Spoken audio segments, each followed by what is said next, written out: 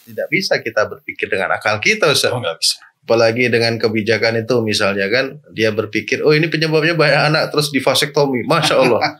Itu permasalahan yang sangat berat sebenarnya, Ustaz. HiPod Hijrah TV Podcast, Go to Sunnah. Assalamualaikum warahmatullahi wabarakatuh. Alhamdulillah, salatu wassalamu ala rasulillah wa ala alihi washabihi ajma'in amma ba'du. Pemirsa Hijrah TV yang semoga senantiasa dirahmati Allah Subhanahu wa Ta'ala dimanapun Anda berada. Alhamdulillah, kita berjumpa lagi dalam program acara HiPod Hijrah TV Podcast. Dan Masya Allah, Alhamdulillah, pada hari ini kita kedatangan tamu yang sangat spesial, pemirsa. Beliau ini salah satu guru saya juga. Dan beliau sudah malang melintang di dunia dakwah. Masya Allah, kita langsung sapa beliau saja. Beliau adalah Ustadz Muhammad Amruddin LC, Hafizahullah Ta'ala. Assalamualaikum warahmatullahi wabarakatuh, Ustaz. Masya Allah. Kaifahalukum ya Ustaz? Alhamdulillah khair. Masya Allah, Ustaz. Alhamdulillah, Ustaz, setelah sekian lama Ana menginginkan antum untuk bisa duduk di studio kita ini, Ustaz. Ya, alhamdulillah hari ini bisa terlaksana, Ustaz. Masya Allah, Ustaz. Alhamdulillah. Sekarang antum ada di Pringsewu, Ustaz, ya? Iya. Di Pringsewu, Lampung, Ustaz. Lampung. Nah, Masya Allah. Ustaz, kita pemirsa mungkin ingin tahu tentang latar belakang pendidikan, Ustaz. Nah, antum kebanyakan kita taunya sudah jadi, Ustaz. Muhammad Amruddin LC, Ustadz Muhammad Amruddin LC. Udah jadi, Ustaz. Dia LC-nya ini mendapatkan perjuangan LC-nya ini yang perlu kita tahu, Ustaz. Ustaz, apakah dari SD, SMP memang antum sudah dididikannya pondok atau bagaimana, Ustaz? Iya, baik, terima kasih. Bismillahirrahmanirrahim. Alhamdulillah, wassalatu wassalamu ala Rasulillah, ma ba'd. Pemirsa Hijrah TV yang dirahmati oleh Allah Ta'ala, latar belakang pendidikan ya sama seperti yang lain sebenarnya. Dari SD umum, saya dari SD di Pagelaran, Kabupaten Pringsewu, ada namanya SD 4 Patoman dulu. Itu SD 4 Patoman, rumahnya tidak jauh dari Pak Bupati yang dulu, Pak Sujadi. Ya, itu SD saya. Di situ, terus kemudian saya pindah sekolah MTS Pelita Pagelaran. Itu letaknya dekat KUA Pagelaran yang dulu. Di situ. Terus kemudian sampai tahun 95 terus baru kemudian mondok di Al Irsyad untuk jenjang SMA-nya. Oh, gitu. Ya, di sana ada pendidikan 1 tahun Edan Lugawi, kemudian aliyah. Kalau kita dulu belum aliyah, Edadul Muallimin. Ya. Setelah selesai saya pengabdian dan ikut mengajar di Pondok Al Irsyad tahun 99, tahun 2000. Ya. Nah, itu belum kuliah. Oh, belum kuliah ya. Bareng-bareng sama Ustadz Yusuf. Sebentar, Ustaz. Afwan. Jadi dari SMP itu antum SMP-nya masih umum? Iya, MTS Pelita. MTS. Tapi tetap pada saat masuk ke Al Irsyad dalam jenjang SMA itu IL dulu. Idat Lugawi dulu. 1 tahun. Ya, Masya Allah. Nah, itu mungkin yang perlu diketahui ya, bahwa untuk masuk ke pondok di Jawa, Ustadz ya, itu memang ada penyetaraan lah. Penyetaraan untuk belajar agama, belajar bahasa, Ustadz ya. Karena memang kurikulum kami memang adopsi ke Arab Saudi. Gitu. Arab Saudi, sehingga kurikulum yang basicnya agama seperti fikih, tafsir, ilmu tafsir, usul fikih, mustalah hadis, semuanya berbahasa Arab. Dari mulai kitabnya, penyampaiannya, ujiannya, semuanya berbahasa Arab. Sehingga ketika kita tidak mampu ya sudah selesai, nggak bisa apa-apa, hanya bengong. Iya. Guru pengajar kami juga ada mufad dari Saudi. Setiap 4 tahun sekali ada 2 dikirim dari Saudi, kerajaan Arab Saudi di sana. Gitu. Saya masih ingat di situ dulu ada Syekh Saman, ada Syekh Muzahim, ada Syekh Ahmad Alimari, ada Syekh Turki Rutaiman, ada Syekh Abu Talib sebagai guru-guru kami. Dan juga ada yang dari Mesir, Syekh Syarif Fuad Hazza, yang beliau dulu muridnya Syekh Albani, gitu. Termasuk Syekh Ahmad, Syekh Ahmad Alimari itu muridnya Syekh bin Baz rahimahullah ta'ala. Jadi masyaikh kita alhamdulillah Masya Allah. dari guru-guru beliau yang Masya Allah ulamanya kita kenal. Masya Allah. Berarti memang Ustaz ya, jadi kurikulum Arab Saudi memang dibandingkan dengan kurikulum yang ada di tempat kita mungkin pembelajarannya lebih dalam gitu Ustaz. Jadi misalnya mungkin yang dipelajarin SMA di sini mungkin SMP di sana sudah dipelajari. Kurang lebih seperti itu Ustaz bayangannya. Sehingga pada saat kita mau masuk ke pondok pesantren yang memang berbasicnya kurikulum dari Arab Saudi, maka ada program Idat Lugawi tadi atau penyetaraan untuk bahasa itu. Ustaz benar Ustaz ya? Bahasa Arab ya. Oh Masya Allah. Nah, mungkin ini yang banyak kaum muslimin juga belum paham Ustaz. Dan alhamdulillah mudah-mudahan setelah ini mereka jadi paham mengapa ketika dia mau mengambil di pondok-pondok pesantren yang berbasicnya dari kurikulum Arab Saudi, mereka harus ada program Idat Lugawi, penyetaraan. Di antaranya adalah untuk kemampuan menangkap materi itu sendiri. Karena memang tidak mungkin tanpa bahasa Arab. Betul. Karena memang prosesi ini semuanya pakai bahasa Arab. Semuanya dengan menggunakan KBM-nya ya. KBM-nya. Masya Allah. Sampai kepada ujian tidak ada soal bahasa Indonesia. Masya Allah. Gitu. Dan semua tulisannya juga dengan berbahasa Arab. Masya Allah. Tapi Ustaz, berarti antum setelah di situ waktu itu ada pengabdian di Al-Ihsan, terus kemudian sempat mengajar di situ. Mengajar di situ. Berapa lama Ustaz? 2 tahun kurang lebih. 2 tahun. Kemudian berangkat kuliah. Wah, Masya Allah. Nah ini yang menarik Ustaz. Orang lihat kan Ustaz Muhammad Amruddin LC. Waduh, ini pasti Universitas Islam Madinah ini. Karena rata-rata memang yang memakai gelar itu rata-rata Ustaz-Ustaz kita memang rata-rata lulusan dari sana. Nah ini antum bisa ceritakan Ustaz. Ketika sudah lulus, kami dan teman-teman saya dan teman-teman itu kami mencoba untuk mendaftar di Jamiah Islamiyah. Gitu. Tetap ke sana. Tetap ke sana. Utamanya Ustaz. Ya, cuman kan saat itu yang diambil hanya 3 orang biasanya per tahun gitu. Maka saya coba untuk mendaftar waktu itu ngikut di Gontor. Darus Ulam Gontor. Ya, tahun itu nunggu sambil ngajar gak keterima. Ikut lagi di Jamiatul Rahmah di Jakarta. Sambil nunggu gak keterima. Sambil itu juga ikut daftar di Sudan. Allah Ta'ala berikan rezeki ternyata diterima di Sudan. Oh di Sudan. Jadi ngambil kuliahnya di Sudan selama 4 tahun. Dari akhir 2001 masuk 2002 sampai akhir 2005. Oh Masya Allah. Dari 2005 pulang ke Indonesia. Iya. Nah sempat juga saat kuliah di Sudan berusaha untuk ikut lagi tes ke Jamiah Islamiyahnya langsung untuk tes di sana. Di Lajnah Qabul qadarullah wa masyafal juga belum diterima. Jadi 3 kali sudah berusaha untuk masuk Jamiah Islamiyah. Masya Allah.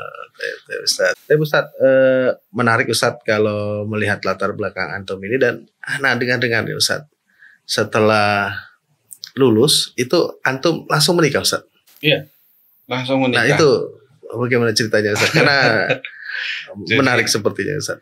Iya, ada waktu pas mau lulus itu di akhir-akhir 2005 ada keinginan menikah gitu karena memang dari tahun 2001 itu belum pernah pulang ke Indonesia. Belum pernah pulang ke Indonesia. Akhirnya ada teman yang mau pulang, saya titip minta carikan istri yang cocok lah. Seperti itu. Dan alhamdulillah banyak di data masuk, tapi saya minta 1 saja. Masya Allah. Banyak. Berarti mau udah diniatkan ya, 1 gitu. Ya waktu itu. Iya waktu itu ya. Sekarang udah beda lagi kan. Terus Ustaz, baru kemudian sampai kepada kontaknya, kepada kontak walinya. Saya hubungi walinya langsung dan beliau setuju alhamdulillah. Beliau setuju dan saya bilang, Pak ini langsung lamaran dari saya loh Pak. Oh iya enggak apa-apa. Itu di bulan Agustus 2005.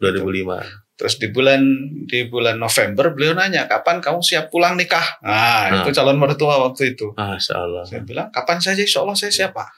Gitu. Iya, Masya Allah.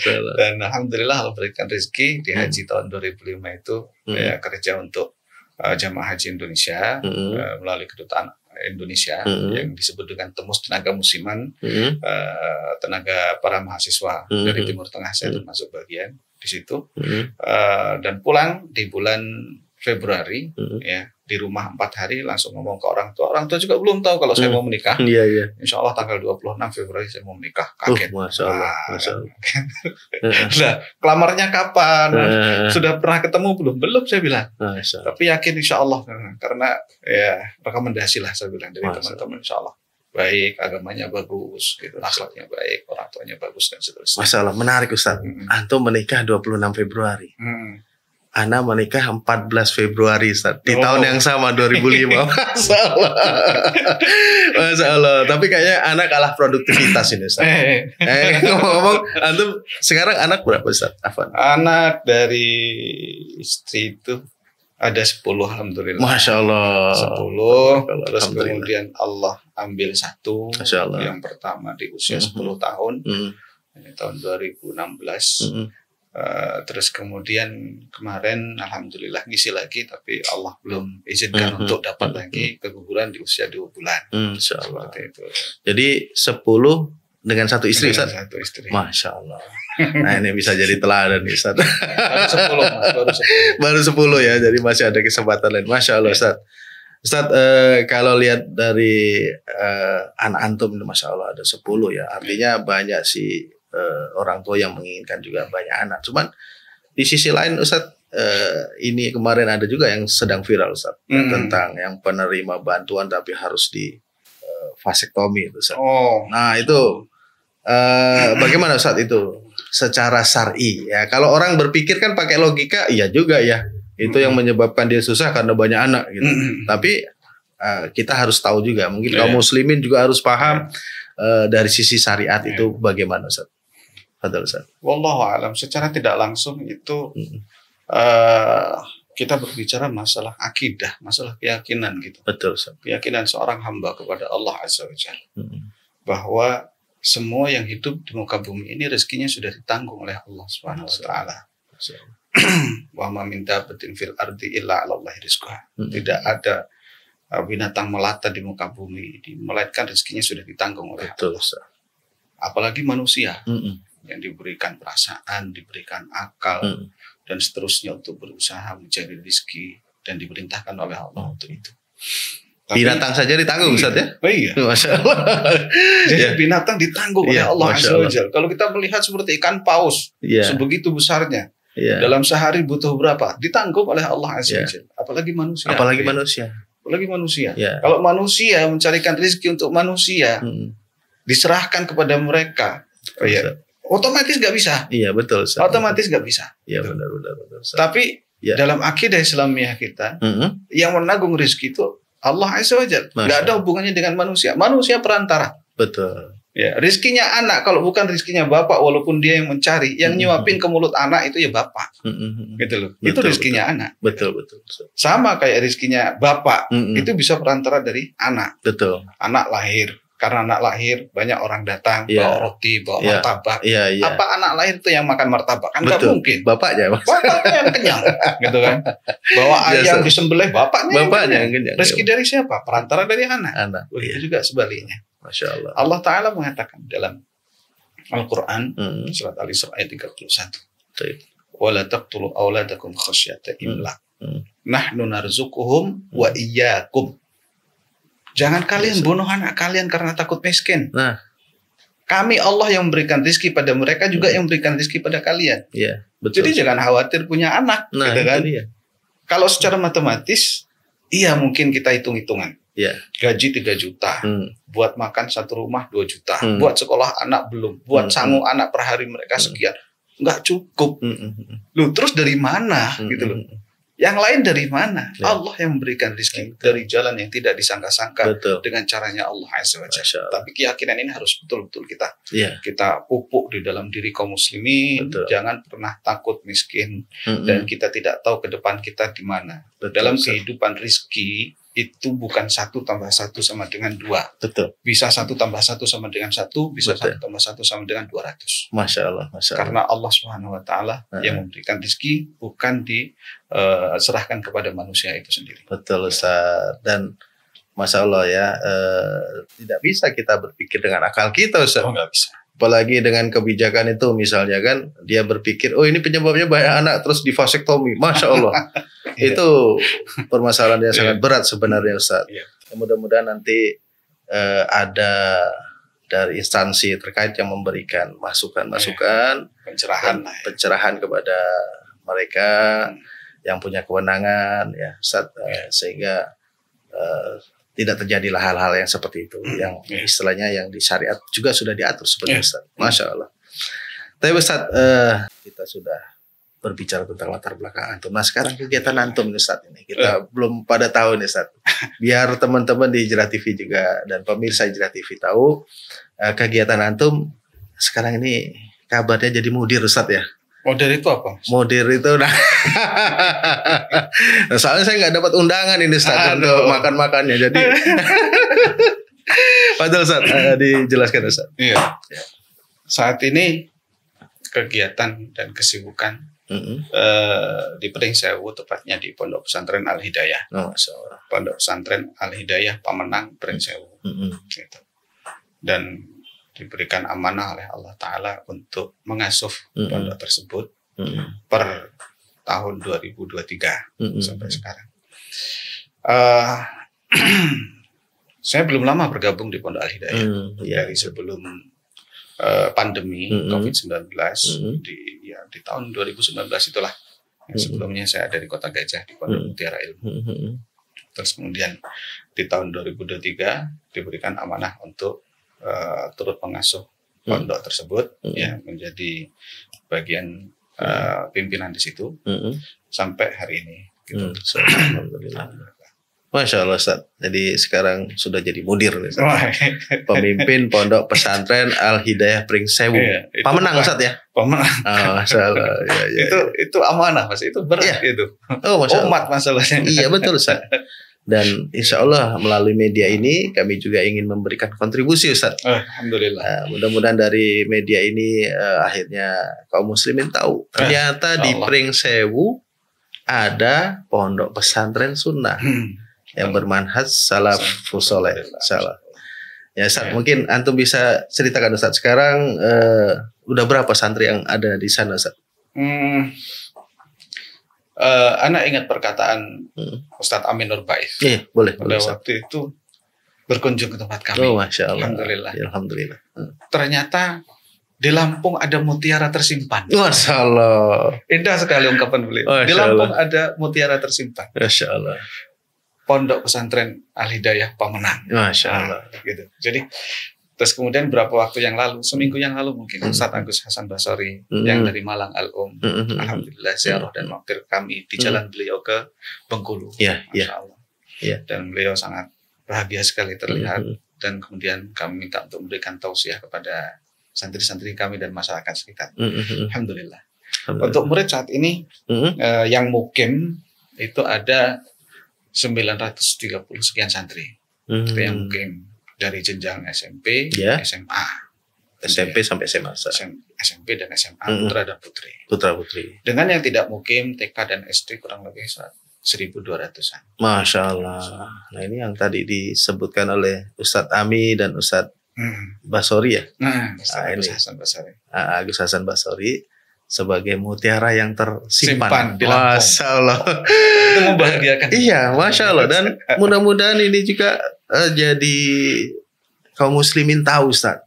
Ya kan? Jadi ternyata ada gitu. Alhamdulillah. Ini mudah-mudahan nanti saudara-saudara muslim kita yang anak-anaknya memang setingkat SMP, SMA dan memang ingin menempuh atau mempelajari agama, bisa kita rekomendasikan ke Ponpes Al Hidayah Ustaz.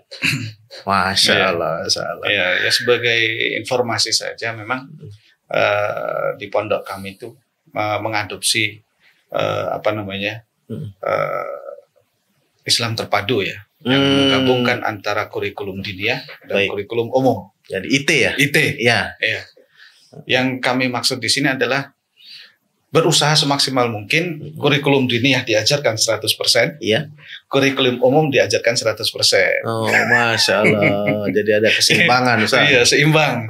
Itu yang diharapkan. Nah, dan alhamdulillah itu Ustaz. Memang kebanyakan dari orang tua mereka kalau cuman belajar agama juga masih ada ketakutan.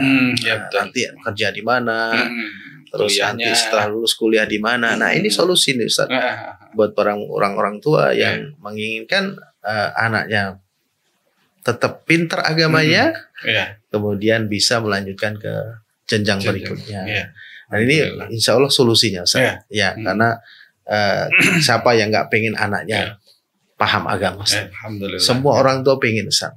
Nah, cuman itu tadi sebagian dari orang tua juga menginginkan anaknya nanti lanjut bagaimana ini setelah ini gitu Ustaz. Dan ini mungkin salah satu keunggulan dari Ponpes Al Hidayah Ustaz. Dan mungkin ada keunggulan-keunggulan lain yang mungkin antum mau sampaikan, silakan Ustaz. Kami di sana menggunakan program dari Dinas Pendidikan SMA IT dengan jurusan, kalau dulu ada IPA dan jurusan bahasa, kalau sekarang eksak non eksak gitu. Dan alhamdulillah anak-anak yang lulus dari situ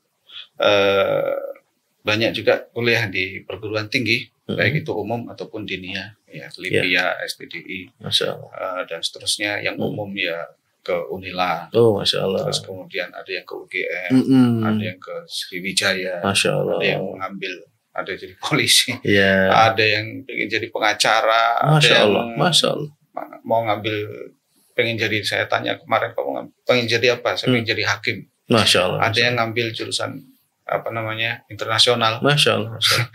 Itu luar biasa. Luar biasa. Ya. Betul Ustaz. Yang memiliki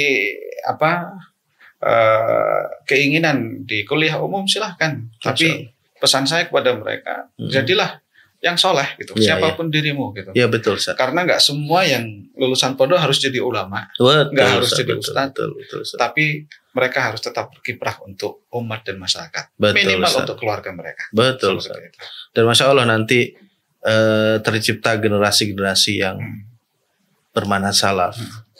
Ya, yang tahu agama, mengerti tentang syariat Islam. Masya Allah Ustaz, ada dokter yang paham syariat, ada polisi, TNI dan macam-macam.